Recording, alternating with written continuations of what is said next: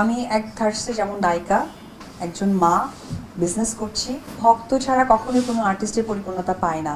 আমার হেটার্স এবং আমার ভক্তরা সকলেই আমাকে পজিটিভ কথা বলে। এই এক বছরের ব্যবধানে যে আমি গোল্ডেন প্লে বাটন পাবো, এটা আসলে আমার কাছে স্বপ্ন। স্পেশালি একটা মানুষের ধন্যবাদ দিতে চাই, সেটি হচ্ছে আমার সন্তান।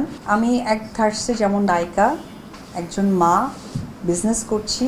তো একটা মানুষ বিভিন্ন প্রতিষ্ঠানের সাথে যখন নিজেকে যুক্ত করে, সেটা সময়ের ব্যবধান থাকে। আশা করি কুরবানি ঈদের পর আপনাদের যে চিত্রনায়িকা অপু বিশ্বাস, যাকে বেশ কিছুদিন মিস করেছেন, মিসও বলবো না, কারণ ফেব্রুয়ারিতে আপনারা জানেন আমার দুটো সিনেমা রিলিজ হয়েছিল পরপর।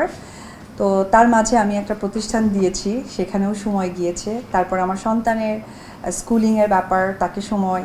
তো সব কিছু মিলে আবার সেই চিত্রনায়ক অপু বিশ্বাস ইনশাআল্লাহ ঈদের পর বেশ কিছু কাজ নিয়ে আপনাদের সামনে আসবো। আমার ফ্যান ফলোয়ার, আমার হেটার্স যারা আছেন, তাদের সকলের কাছে আমার আজকে সুন্দর একটি দিনে অনেক শুভেচ্ছা, অনেক ভালোবাসা। সত্যি কথা বলতে গেলে কি, আসলে ভক্ত ছাড়া কখনোই কোনো আর্টিস্টের পরিপূর্ণতা পায় না।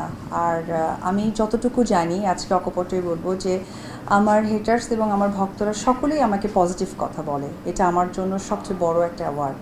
তো আমি খুব অল্প সময়ের মাঝে, আপনারা দেখেছেন আমার লাল শাড়ি সিনেমার সময় আমি ইউটিউব থেকে সিলভার প্লে বাটনটা পেয়েছিলাম।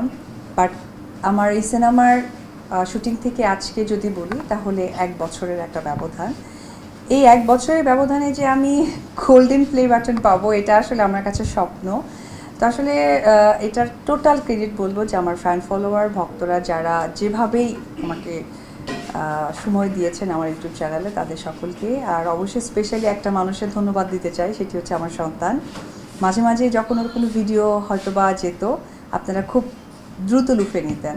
তো আবরাম নেই, বাট আমি মনে করি আবরামের জন্য আপনাদের সকলের অনেক বেশি দোয়া, অনেক বেশি ভালোবাসা। অবশ্যই যে ইউটিউব চ্যানেল তো ঠিক আছে, আমার সন্তানের জন্য স্পেশালি বেশি দোয়া করবেন।